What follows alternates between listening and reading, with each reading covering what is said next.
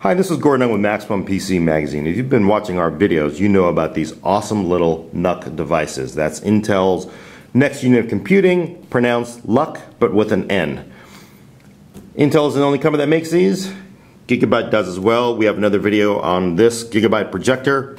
Pretty nifty technology. These are both Brix, B-R-I-X. And if I can not keep from hurling my potato chips, I'm going to walk you through this one. Now this is truly a kick-ass product. This is Gigabyte's Brix Pro. As you can see, it's definitely a little chunkier than these other. The projector is tall because it has a Pico projector in here. This is an i5 Haswell, an i3 Haswell. Right here we have an older original i3 NUC. You definitely pay a little more in Z height on the Brix Pro, but that's not all. Inside this unit, first we'll do an outside view of this. In back you get HDMI, DisplayPort, Ethernet 2, USB 3, Kensington lock, blah blah blah. Front you're getting an analog out as well as a combo SPDIF for digital out if you don't know what that is, Sony Philips digital interface, and 2 USB 3 ports. Getting inside the unit is quite easy. I've actually removed the screws to make this easier so you're not just watching me unscrew stuff. In fact, it's actually a lot easier to get into this Brix Pro than it is into the equivalent Intel unit that takes a hard drive. And then when I say hard drive, I mean hard drive. This is a tray that allows you to put a standard 2.5-inch hard drive in it. And that means, of course, SSD or hard drive. But I'm going to guess most people are going to run mechanical for this. And it will take up to a 9.5mm drive, which means it'll take Seagate's new 2 terabyte hard drive, which is in one of the other units in fact it's in this unit right here. You pull this off, you add your drive in, you screw it in, and now we get inside. You're going to see your standard 2 DDR3 low voltage SODIMM slots. You do also get, Gigabyte nicely gives you an 8.2.11 I believe N or AC card. I should know that, but unfortunately I'm blanking on it. And of course you can add your mSATA drive. Screw that in. If you don't know how to do this, you remove that screw, put this in, screw it back down. You can actually run both the mSATA, which means you can get up to a 1 terabyte mSATA drive for, say, your OS, and then add a great big fat hard drive for your bulk storage. That's pretty much all you need to do. Add your mSATA, add your memory, maybe add a hard drive, and you're good to go. Of course, the real magic of this unit is the CPU. This unit is a Core i3 Haswell, an i5 Haswell, an i3 Ivy Bridge, another i5 Haswell. These are all dual cores, they're all hyper-threaded. The i5s give you turbo boost, which means they clock up quite a bit more. The i3s don't give you anything, but they are all hyper-threaded again, so it's actually pretty fast. This baby has an i7 477R. Now that's actually a full-on desktop part. And in fact, it's not just a regular desktop part because 1150 boards, you will not ever see a 477R in. That is a chip that Intel's made. Let me see if I can get this base back on here. That is a CPU that Intel's made specifically for high performance, sort of all-in-ones, I think, and Gigabyte apparently shoved one in here. It's a quad-core i7 with hyper-threading. So that gives you 8 threads, and it'll clock all the way up to 3.2 gigahertz. And actually, I think 3.2, if I'm not mistaken, is actually the base clock, so you actually get a little more out of that.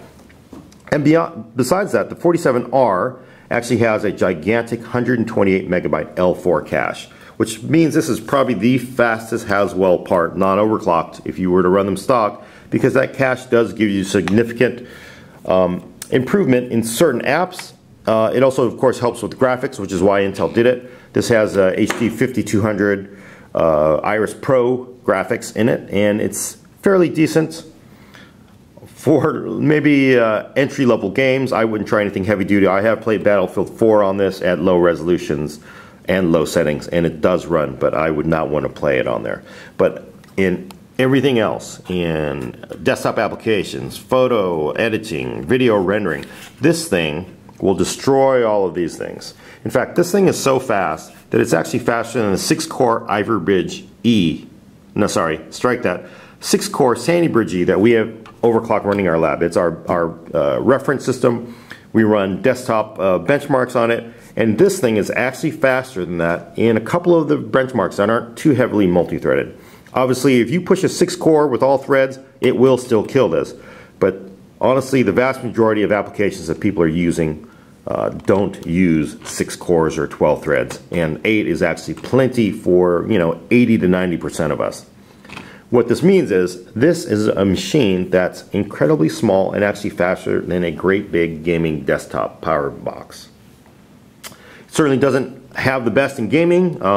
The awesome thing would be to say a 477R with discrete graphics, which I'm going to imagine we're going to see a version of. We saw one at CES, not quite with the 477R, but this is an awesomely great device, because you could take this, put a 2 terabyte drive in it, have your 1 terabyte MSATA drive, throw it in your backpack, go somewhere where somebody has a TV with HDMI, bring in just a standard wireless keyboard, and you have essentially a portable workstation practically that is faster, and it's faster than any desktop, any laptop you can get, certainly, except for those monsters with the 6-core Sandy Bridge, Ivy Bridge parts. That's pretty incredible for this, and it's only about $650, which isn't that bad when you consider that the Brix projector is $600. So you are getting an awful lot of performance in an incredibly small package that will destroy everything on this table. Do you need that performance though? I don't know. I will say you also pay a price in noise, because if you push this thing hard enough, I ran Furmark and Prime 95, and it gets loud. Definitely all these boxes, you can run Prime 95 and Furmark, and you'd be hard-pressed to hear them at all, even on the harshest stress. But this one, because they are trying to keep a really hot processor cool, definitely gets loud. So expect that if you really are going to push it all day, and you want to do it, say, in your living room, and you don't want to hear it, well, you may look at a larger chassis, something that you build yourself, or a larger chassis that can dissipate the heat better. You're also going to, for this unit, have to use a bigger power supply. This is a standard NUC power supply, 65 watts, $15 on at retailers. Of course, Intel, if you buy the kit from them, gives it to you. Gigabyte gives it to you. This one is a 135 watt power brick that is for the Brix Pro, and it also does consume more power. I'm looking at my numbers here. The Haswell, this is an i5 Haswell unit. I think it's going to eat maybe 24, 25 watts under extreme loads. That's running Prime 95 on all threads and Furmark. 25 watts. This baby, put that same load on, push it really hard, it'll eat 87 watts, which is a lot of power. Of course, most people are not going to be running Prime 95 and Furmark for 10 hours straight. So for the most part, it's not too bad. On idle, I think I was seeing about 8 watts. Watching a 1080p YouTube video, about 20 watts. So not horrible. But it's still incredible if you think about it. I've been reviewing these small boxes for a while, and basically 2 years ago, the best you could get was an E450 or an Atom, maybe with a discrete part, which you were happy to get, and the performance was atrocious compared to these machines. All these i3, even the i3, the older i3 Ivy Bridge, will smack an Atom or an E350, E450 up all day. This machine will destroy everything. So a truly kick-ass miniature computer. I'm really excited about this category because we're getting a lot of performance in something really small. I'm really hoping, of course, we get discrete graphics in something this small, and maybe hopefully tame the noise. But this is for people who like small machines, home HTPC applications, they just want to tuck them away behind a monitor to make their own all-in-one. It's pretty significant. Stay tuned. We'll have more videos on MaximumPC.com. Bye.